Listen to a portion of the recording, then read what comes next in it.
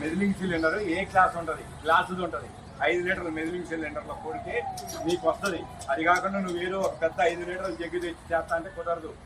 Jug నీకు పరిమాణం కాదు, ఒక చట్టం ఉంటుంది. దీనికి కూడా తూలికలు, ప్రమాణికలు, కొలతలు అనేది ఒకటి ఉంటుంది. ఆ జగ్గు కాదు నీ లెక్క. 5 లీటర్ల మెజిలింగ్ సిలిండర్ తీసుకురా. నువ్వు చెక్ చేసి నాకు, నువ్వు అది తెచ్చి చెక్ చేసి నాకు చూపి నేను పోతా. ఎందుకంటే నువ్వు కొట్టిన పెట్రోల్ నువ్వే కదా కొట్టింది, నేనే కొట్టించుకుంది. మరి నాకు తెలుసుగా నా బండి. మీ సార్ ఏమంటాడు, 10 లీటర్ల ఎక్స్ట్రా ఇటు పట్టింది ఈ ట్యాంకులో. HP petrol బంక్లో వచ్చాండి. నా కారు ఫ్యూయల్ కెపాసిటీ వచ్చేసి 27 లీటర్స్. ఆల్రెడీ రిజర్వ్లో పడంలోనే వచ్చాను. ఇక్కడికి వచ్చి చూస్తే 28 లీటర్స్ కొట్టాడు.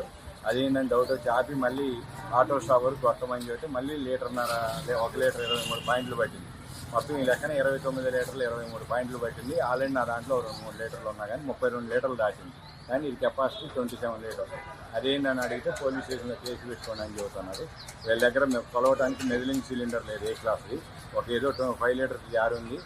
ఆ జార్ తీస్తామంటారు. ఆ జార్ కాదండి, అది క్యాలిబ్రేటెడ్ కాదు. మెజిలింగ్ సిలిండర్ తీసుకురామంటే మేము తీసుకురాము, మీకు యాక్ట్ అయింది లేదా మీకు మెకానిక్ కాడికి పోయి మీ బండిలోనే ప్రాబ్లం ఉంది, పోయి చెక్ చేయించుకోరా అని అన్నట్టు మాట్లాడుతారు. అది కాదు ఇది కాదంటే పోలీస్ స్టేషన్కి పోండి అంటారు. కానీ మేనేజర్ని వెళ్తే ఆయన ఇంతవరకు రాలేదు. ఎండిఎం మా బంకులో ఏం జరగలేదు, మీరే అబద్ధం ఆడతారు, మీకు నచ్చిన కింద చేసుకోపోండి అని ఆయన చెప్పి ఫోన్ పెట్టేసింది. ఇది జరిగిందండి. ఈ బంక్ వచ్చేసి HP petrol bunk height Nagar Raghavendra hotel దగ్గర ఉంటుంది. Radio station opposite bunk.